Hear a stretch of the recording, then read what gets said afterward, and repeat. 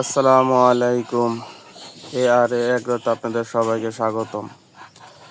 আজকে কথা বলবো হাঁসের প্যারালাইসিস বিষয়ে। হাঁসের প্যারালাইসিস রোগ হয়, ঘাড় পাকা হয়ে যায়, এই বিষয়ে আজকে কথা বলবো।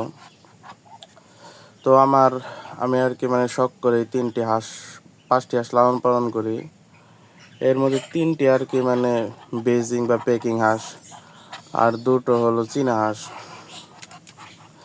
এই বেজিং হাঁসের মধ্যে একটির আজকে সকালে থেকে এই অবস্থা, পা একদম দাঁড়াতেই পারছে না। একদম কি বলবো, আর মনটা খারাপ হয়ে গেল যেহেতু শখ করে পালি। তো এই হাঁসটা কি কারণে এরকম হয় সেই বিষয়ে আপনাদেরকে কথা বলি। হাঁসের এই রোগটা হওয়ার অনেকগুলো কারণ থাকে। এর মধ্যে কিছু কারণ হলো ভ্যাকসিন না করলে ঠিক মতো এর বয়সে, আর হলো নোংরা আবর্জনায়, যে এখন বৃষ্টি পড়তেছে, বৃষ্টির মধ্যে এই হাঁসগুলায় অনেকের নোংরা পানি সব এক জায়গায় এসে জমা হয়, সেখানে যায়, সেগুলা থেকে মেন এই রোগটা ছড়ানোর কারণ। এই রোগটা হলে প্রথমে আপনারা যে হাঁসটা আক্রান্ত হয়েছে সেটিকে আলাদা করে ফেলবেন, এবং এটির ঔষধের যে কী কী ওষুধ খিলাবেন সেই বিষয়টি বলি। এটি মূলত খাওয়াতে হবে থায়াবিন প্লাস বা থায়াবিন, আর হলো ভিটা-3, এই দুটো ওষুধ খাওয়াবেন। থায়াবিন প্লাসটা 1 লিটারে 1 গ্রাম করে দিবেন, এবং এটি 12 ঘন্টা পর্যন্ত রাখবেন, তার বেশি রাখবেন না। আপনারা যেহেতু একটি হাঁস, যাদের একাধিক হাঁস তারা এই ওষুধটি খাওয়াতে পারে। যাদের একটি হাঁস তারা একটু পানিতে গুলে সিরিজ বা কোনো কিছু দিয়ে এটিকে খাওয়াই দিলেই হবে। এটি মূলত 3 দিন খাওয়াবেন, এবং তারপরে ভিটা-3টা 3 দিন খাওয়াবেন। তাহলে দেখবেন ইনশাআল্লাহ আল্লাহর মতো সুস্থ হয়ে যাবে। আর যারা ওষুধ খাওয়াতে চাচ্ছেন না, ভাবছেন ঘরোয়াভাবে এটির সমাধান করার জন্য, ঘরোয়াভাবে এটির সমাধান একটু জটিল, তারপরেও যারা গ্রাম অঞ্চলে থাকেন, পুকুর বা এরকম কোনো কিছু আছে, সেখানে এটিকে প্রচুর পরিমাণে সাঁতরাতে হবে। পানিতে দিবেন, দেওয়ার পরে এটি সাঁতরালে এর পাওয়াটা ঠিক হয়ে যাবে। তবে এটি বেশি কার্যকর না, আপনারা ওষুধটাই খাওয়ানোর চেষ্টা করবেন।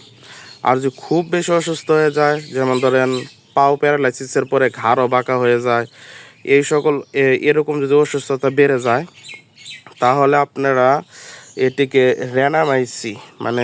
রেনামাইসিসের ট্যাবলেটটা থাকে, মূলত অ্যান্টিবায়োটিক সেটা খাওয়াবেন। সেটি খাওয়াতে আবার হলো প্রচুর পরিমাণে একটু বিধিনিষেধ আছে, কারণ সেটি যদি প্রয়োগ একটু বেশি বা কম হয়ে যায় তাহলে কিন্তু হাঁস মারা যেতে পারে, যেহেতু সেটি অ্যান্টিবায়োটিক, পাওয়ার অনেক বেশি, তাই খুব অল্প পরিমাণের খাওয়াবেন। আর হলো থায়াবিন প্লাসটাই মূলত কার্যকরী, এটি আমরা বেশি খাওয়াই থাকি, এই ওষুধটাই। আর এই রোগটা হলে যে কাজটা মোটেও করবেন না সেটি হলো এই অসুস্থ হাঁসকে কখনোই ভাত খাওয়াবেন না। অনেকেই ভুসি বা এগুলো দিয়ে ভাত খাওয়ান, ভাত কখনোই খাওয়াবেন না। ভাত খাওয়ালে কিন্তু এর অসুস্থতা বাড়বেই। ভাত খাওয়াবেন না, দরকার হলে ফিড খাওয়াবেন। ফিটের মধ্যে প্রচুর পরিমাণে ভিটামিন থাকে। অনেকে বলে যে ফিড খাওয়ালে হাঁস উঠতে পারে না, দাঁড়াতে পারে না। ফিটের মধ্যে পার্থক্য আছে। লেয়ার 1 যে ফিট সেটি খাওয়াবেন, কিন্তু এখন যে অসুস্থ একটু বেশি যেহেতু, সেই কারণে আপনারা নারিশ যে ব্রয়লার গ্রোয়ার আছে সেটিও খাওয়াতে পারেন। সেটি খাওয়ালে বেশি কার্যকর হবে। এবং ডিম পাড়া হাঁসকে কখনোই নারিশের যে ব্রয়লার গ্রোয়ার আছে সেটি খাওয়াবেন না, সেটি খাওয়ালে চর্বি হয়ে যাবে। লেয়ার 1টা খাওয়ানোই ভালো, লেয়ার 1 খাওয়াবেন। কিন্তু অসুস্থ যেহেতু এই হাঁসটি, সেহেতু একে আপনারা ওই নারিশ কোম্পানির যে ব্রয়লার ফিডটা সেটি খাওয়াতে পারেন, ব্রয়লার গ্রোয়ার। তো আপনারা শখের হাঁসকে ওষুধ খাওয়ান, ইনশাল্লাহ ঠিক হয়ে যাবে। আমার এই হাঁসটা অসুস্থ হয়েছে, আপনারা দোয়া করবেন যেন আমার হাঁসটা সুস্থ হয়ে যায়, এবং আমার চ্যানেলটা সাবস্ক্রাইব করে দেবেন ভালো লেগে থাকলে। আসসালামু আলাইকুম।